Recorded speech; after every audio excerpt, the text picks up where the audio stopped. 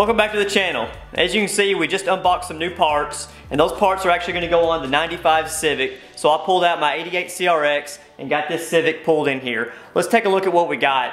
The folks over at Maxpeedingrods are continuing to help with the budget Civic build. They've sent me a power chamber intake to replace my factory air intake. We're going to start the install by removing the factory air box. We've got a Phillips head screw here for the clamp that clamps it to the throttle body, and there's some 10mm bolts down here we have to actually remove as well.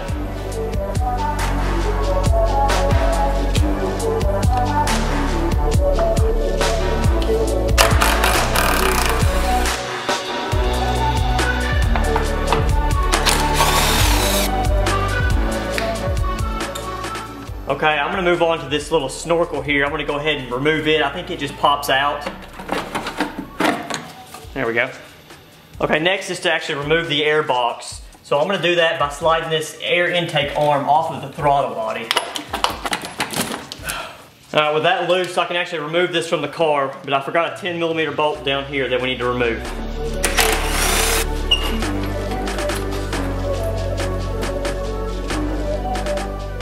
And before we put this on the car, I'm going to install the air filter on the end of here.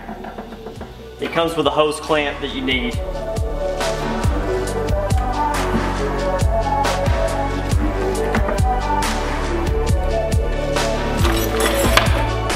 It also comes with other various mounting hardware to actually mount this and support it. I'm going to focus on getting it installed first, and then we'll work on the mounts.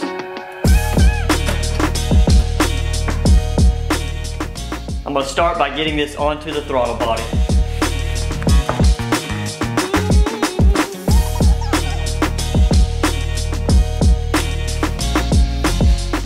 Okay, next is going to be to slide this breather line back into the intake. There's two inserts here. I'm actually going to remove the plug from this top one and move it down to the bottom one because we're not going to be using that one. So we're going to slide into here.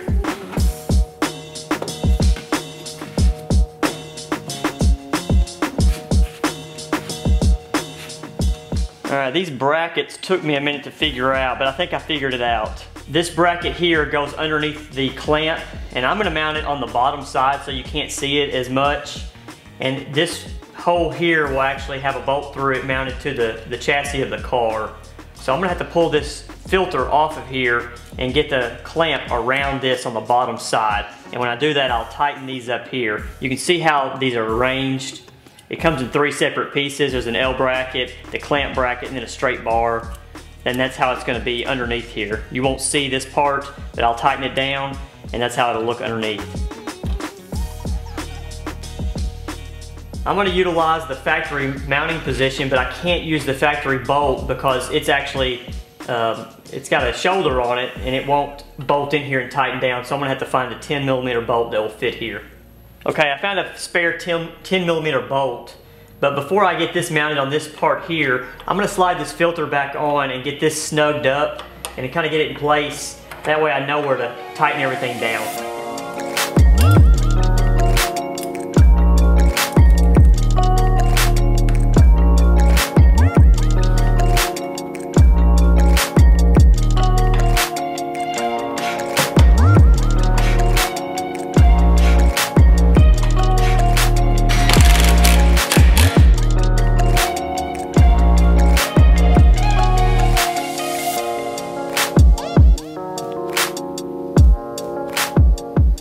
I'm going to do a little sound comparison between the factory intake box and the Maxpeedingrods power chamber intake. Should be a pretty big difference in sound and a slight difference in performance.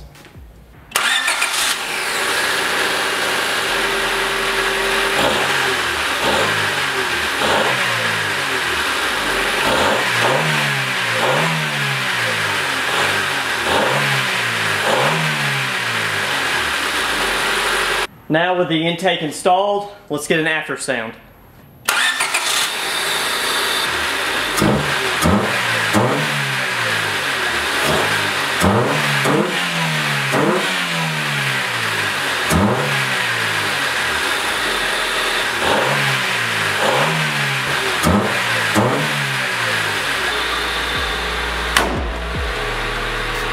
I'm gonna move on to the next item. It's more of a cosmetic item. It does help a little bit on protecting the paint. Right now I'm not real concerned about the paint because it's in pretty rough shape. But these are some OEM Honda Access rear mud guards. These are brand new. Evidently they've been sitting on a shelf for years and years and years. I ended up ordering them from eBay. A guy in Russia had these for sale, and I scooped them up because they were pretty affordable, and you cannot buy these anymore. You can get aftermarket, but these are the OEM Honda Access ones. I checked the part number and it's for the 4-door, so we'll take a look at these and see if we can get those installed.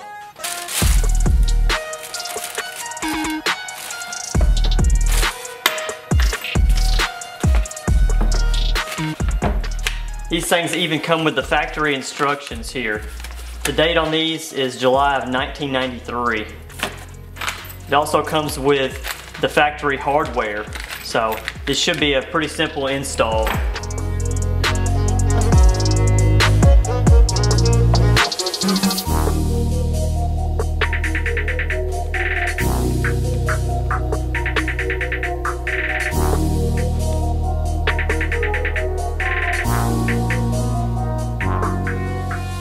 So on this 95 EG sedan, I've actually got 96 to 2000 EK sedan side skirts on here. And because of that, the EG mud flap wouldn't fit on the front. So I ended up getting some aftermarket eBay mud flaps, and I had to trim them up a little bit, and they match up pretty well. So that's what's on the front. In the back, I'm gonna have the OEM ones that we talked about. Should look pretty good.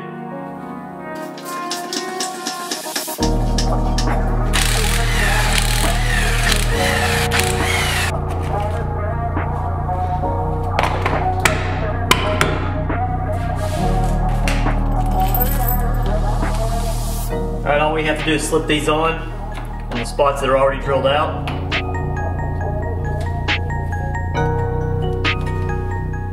And on the inside here, there's a little plastic insert that goes in. Just pops in. Now we'll just take the mud flap, line it up, screw it in.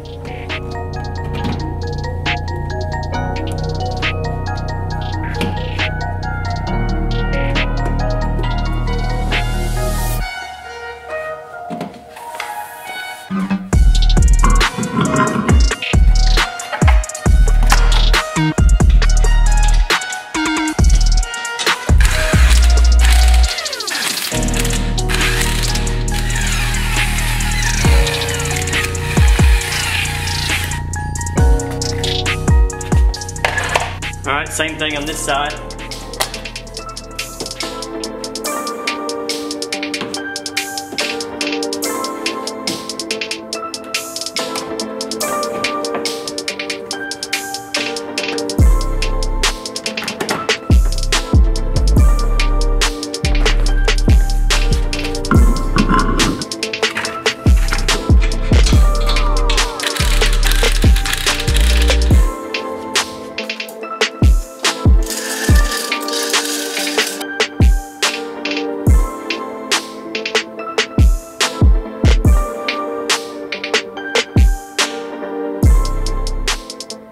Well, those were two of the easiest installs I've really ever done. I mean, it's pretty straightforward. You just bolt that stuff on. The last thing I'm gonna do today is under the hood here. I'm gonna pull this valve cover off. I'm gonna degrease it, and I'm actually going to wrinkle paint it. I think it's really gonna make a big difference underneath the hood here because it's gray. It's like the raw aluminum finish. It's got a lot of grease on it. Once we get it painted the factory wrinkle black, it's gonna make a huge difference to clean this up. So let's start on that and see if we can get it done today.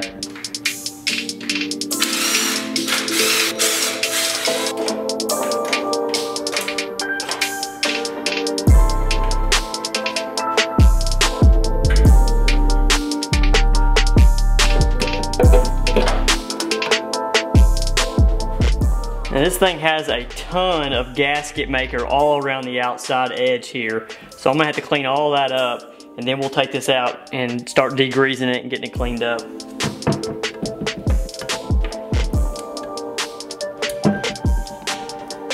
These oil seals are completely brittle and breaking.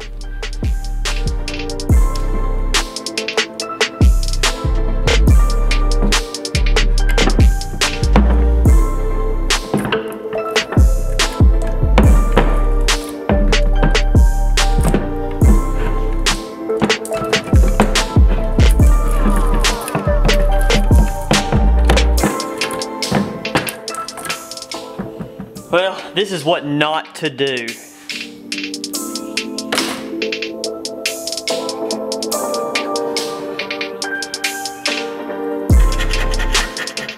That took entirely too long, but I got most of the silicone or whatever gasket maker they were using off that surface there. The degreaser and pressure washing it should take the rest of that off. So I think I've got a couple things to remove on the top here. Oil cap, this bracket, and this bracket to take off.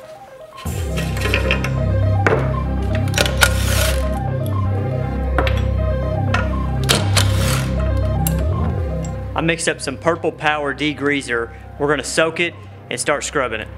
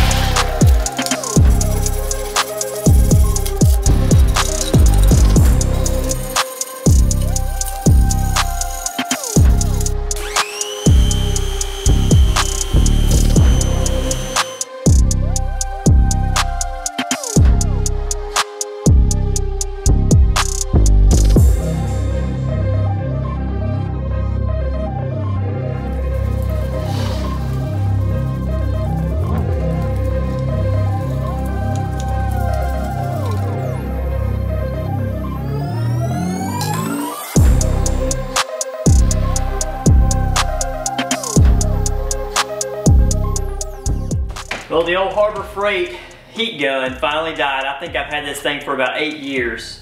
Time for a new one. Brand new. Let's see if this one will last another 8 years. I'm gonna use this heat gun to dry this off.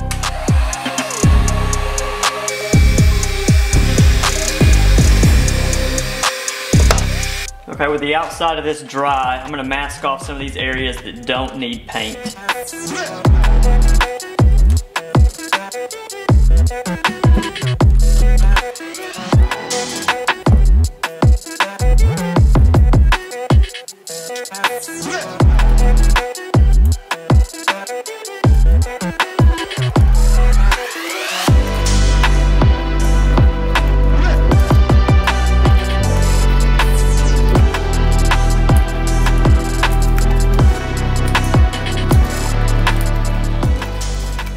Quick trick to mask off these holes is just to stick a bolt in there.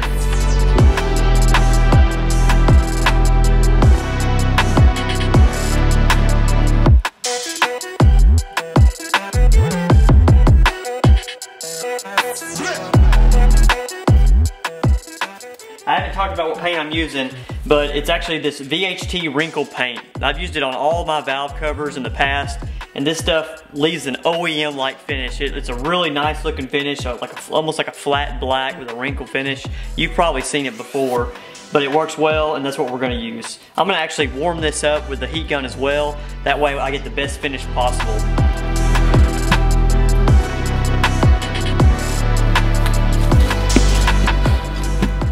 Okay, the directions recommend 3 coats. The first coat horizontally, the second coat vertically, and then the third coat diagonally. And that'll allow the wrinkles to wrinkle up properly.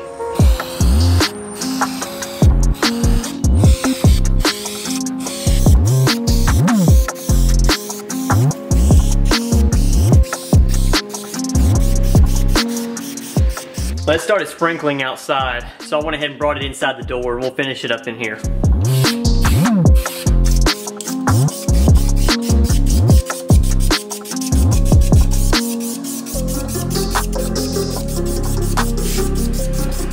Okay, third and final coat, we're gonna go diagonally.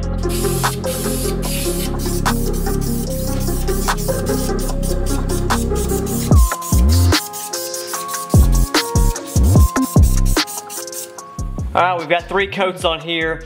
Now, here's where the magic happens. Now, we can let it sit overnight, and let it take its time to dry. Or what I prefer to do is to use a heat gun and to bring out the wrinkles on demand. So we're gonna do that right now.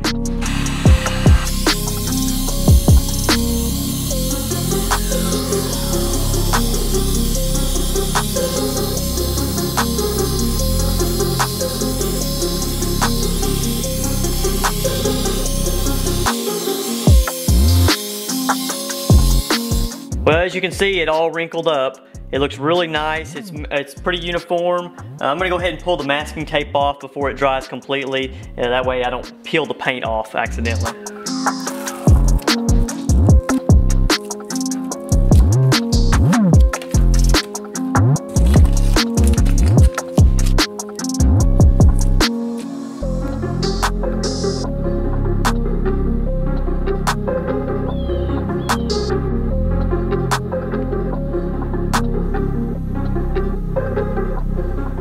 Alright, before we install the valve cover again, we're going to need to put some gasket maker around some of these corners here. Right, it's usually right here. On all the 90s, we're going to put some gasket maker. That way it prevents leaks. And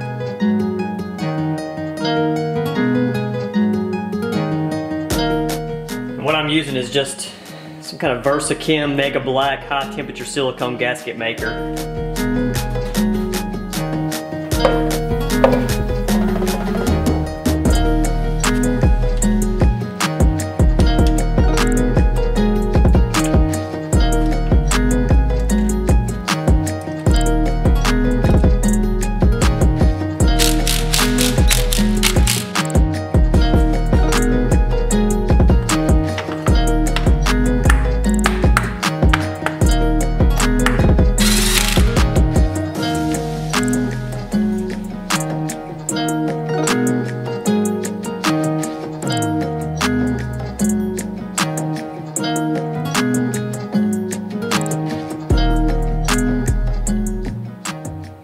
Well, I know this video was a little different than usual, but hopefully it was entertaining enough. We got the valve cover all painted and reinstalled. We got the intake installed, and we got the mud flaps installed. It was pretty straightforward stuff. You gotta be careful with the valve cover though, the gasket, make sure it doesn't leak afterwards. We'll have to check that later on. But as far as I'm concerned, it looks really nice under here now. The valve cover actually matches the intake now, so it cleans it up a lot. One thing I'm going to do, I can't do today because it's not completely cured, is to actually sand off the letters on the valve cover. I'm gonna take 320 grit, I believe, on a block, and we're gonna sand it down, give it that brushed finish. So that'll be in a later video whenever we probably wash the engine bay of this car.